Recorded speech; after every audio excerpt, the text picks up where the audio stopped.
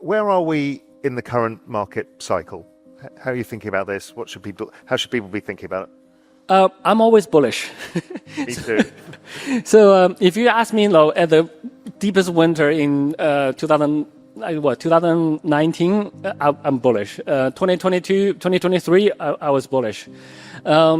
And if you ask me at the peak, I'm bullish, and then the market goes down, have a correction. And, it's very hard to time the market. Yeah. So far, the markets go on 4-year cycles, but it's very hard to tell, if this one is going to be shorter or longer, etc. So, but I think if we take a long view, we're so early. People, when they invest, they're very impatient. All right. So, of course, when I invest, I want to see my money 10x tomorrow. Why not, right? But the market doesn't work like that. So I think if you're chasing things that are against how this world works, you're going to be always disappointed. Everyone wants the next 10x, but most forget the one timeless rule. Trying to time the market will break you. That's the core message from Changpeng Zhao, co-founder of Binance and one of the most seasoned voices in crypto. According to Zhao, the biggest mistake investors make is treating crypto like a lottery, chasing quick wins without truly understanding what they're holding. In reality, success isn't about guessing the peak or catching the perfect dip, it's about seeing the foundation being built beneath the volatility. Real investors aren't glued to price charts every minute, they're paying attention to where capital is flowing, how the infrastructure is evolving, and who's still standing when the hype fades. The biggest rewards don't go to those who move the fastest, but to those who stay focused and steady when the market goes quiet. It's about patience, conviction, and long-term vision. Stick around until the end of the video as Changpeng Zhao joins Raoul to share what's next in the crypto cycle, and why the most significant gains may still be ahead. What about the kind of strategic reserves idea as well? Because that's the hot topic people are seeing happening. Talk us through that and what you're hearing. There's a few countries who are extremely advanced on that topic. I think Bhutan, I believe His Majesty King of Bhutan is actually in the city today. He's an early crypto adopter. He's a very smart guy, and they have excess energy, clean energy, hydro energy. So they've been mining Bitcoin for years. Yeah. So they have billions and billions of dollars of Bitcoin for a very small country, and now they've added Ethereum and BNB to their national reserve. So the early adopters are moving forward. Based on public information, U.S. seems to be using the holding, at least no longer selling the Bitcoin. Some of the OGs like us actually kind of hope that governments will sell their Bitcoin so that other guys can buy them cheaply. But, with this U.S. administration, they're very business savvy. So they understand what's valuable. So now they figure that out. With the U.S., with one of the world's largest economy holding Bitcoin now, or making a crypto reserve, other countries are forced to do it because the later you do it, the more expensive your crypto will be.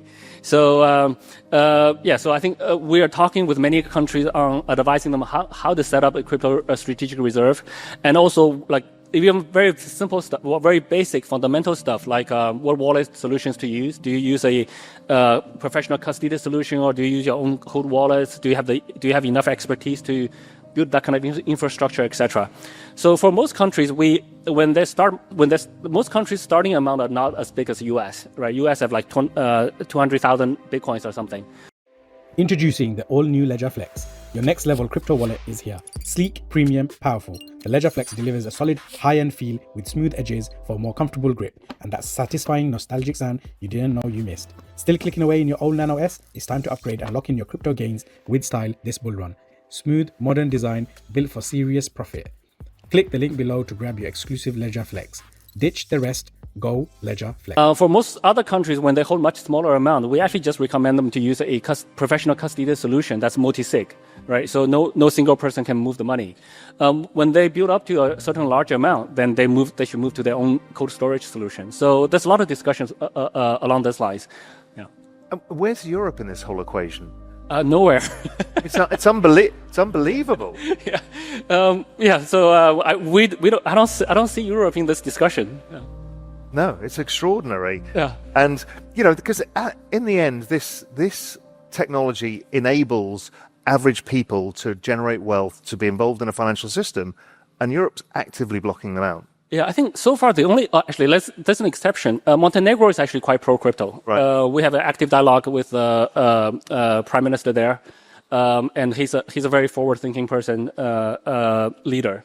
So, but other than Montenegro, I don't have any other, it's kind of missing on the map. Yeah. So what gets you excited when you're looking at the crypto markets these days? What innovations, what things are happening that you're like, this is really interesting? I think the crypto industry, so there's a lot of money flowing around, but they're all chasing short-term gains. So I would like to sort of help the founders to build real products. So I'm a builder myself. I like to see products built that a lot of people use. So I think that's the single most important metric. It's not the token price. It's not everything else. It's just building use cases for people. So this is why I'm actually spending majority of the biggest chunk of my time today is spending on Easy Labs with founders. So talking with founders, looking at different projects, and just trying to help them. There are still many strong founders. It's just that their voice is a bit muffled right now. So I think we got to help those founders to be more vocal, more active, and also more engaging in the community, and help them raise money, help them design proper long-term token economics, etc. So that's where I spend actually quite a lot of my time. And how are you thinking about how AI is going to change even this industry? Oh yeah, outside of just developers using AI to write faster code, but yeah. So I think AI has a lot of use cases. Well, number one is AI, I believe, will completely revamp the user experience, how you interact with blockchain. UX feels like it's all going to... It's all going to change, right? Yeah. So I think AI has so many different applications that...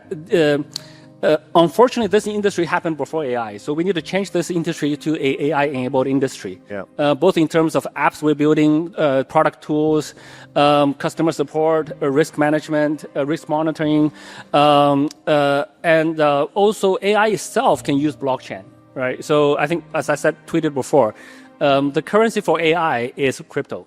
AI is not going to swipe a card, enter SMS code. That doesn't work for AI. It's going to be crypto. So, and then AI needs a lot of data to train. Today, they exhausted the public data, but there's a lot of data we don't capture today. Those data can be captured in a privacy-preserving way using blockchain. But if you give those data to a third-party company, then you can't ensure your own data sovereignty. So capturing of data, it logically should be done on the blockchain. But today, it's easier technology-wise to do it on a centralized platform. So we will hope to see that transition happen. And then today, many people, there's so many different AI agents with a token. Yeah.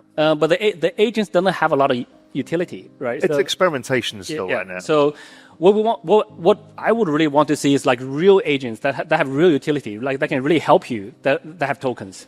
So today, there's so many platforms. You go to AI token launch platform, you click a button, you get your own AI with your own name. Takes 3 seconds, and then you have your own token. That token is useless. Well, I would say 99.99999% of those tokens are useless. There may be 1 or 2 for sentimental value, for culture value, for other things. But what we want to see is real AI agents that can do things. Today the big ones like ChatGPT, DeepSeek, etc.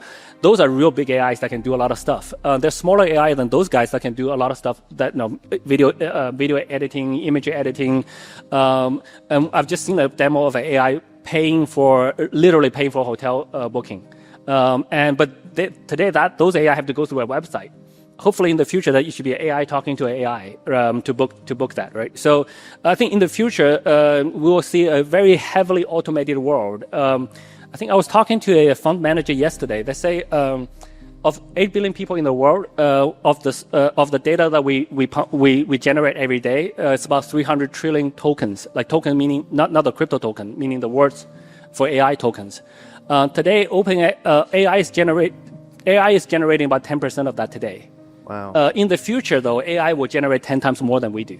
So when we have AI will interacting with each other. There'll be so many exchanges in the tokens, in the word tokens, or in the interactions.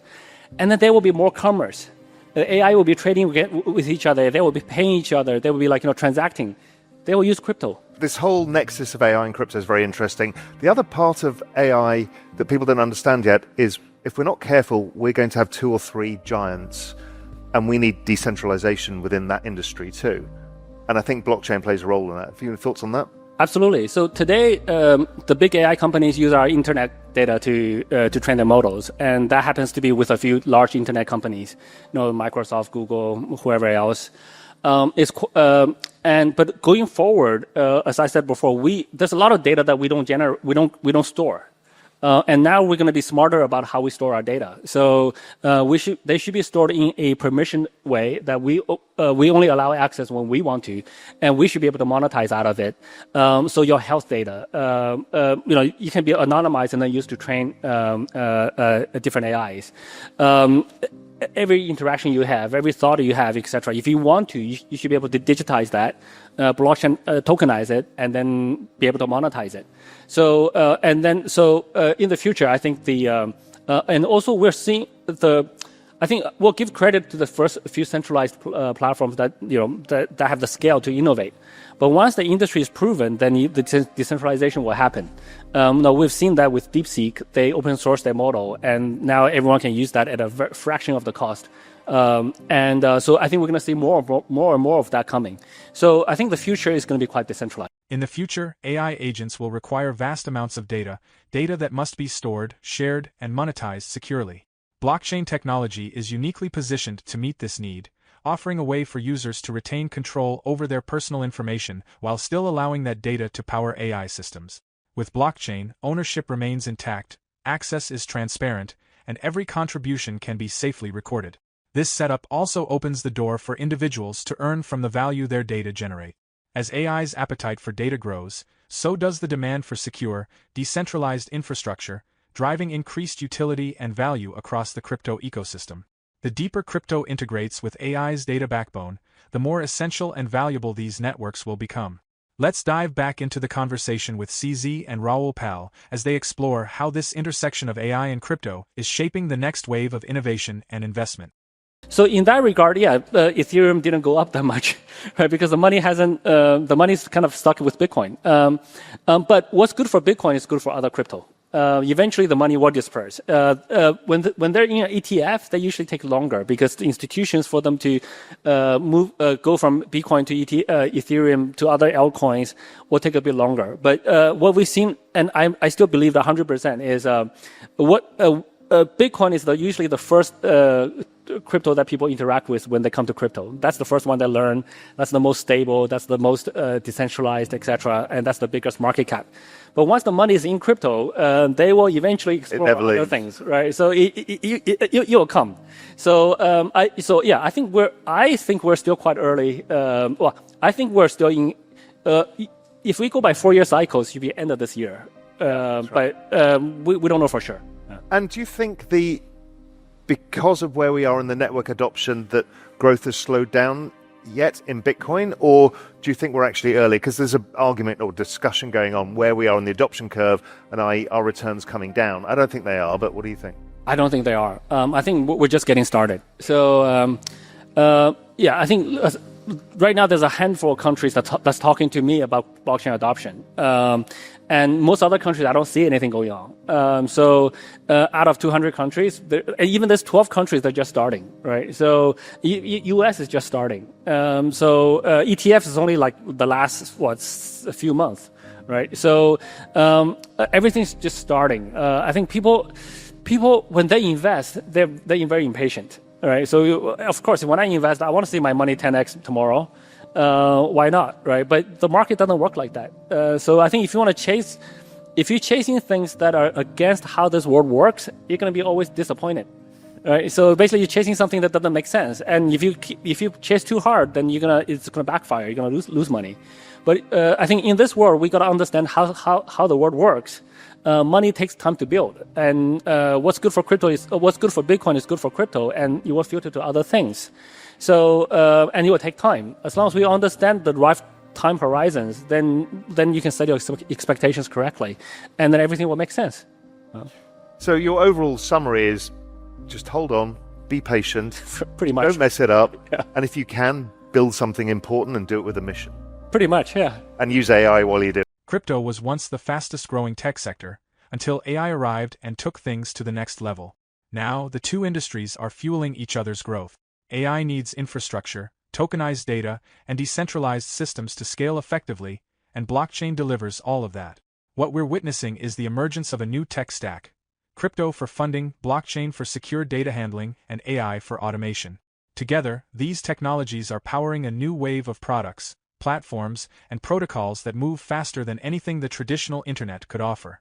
This surge in innovation is translating directly into real value, with capital rapidly flowing into the strongest tokens on the market.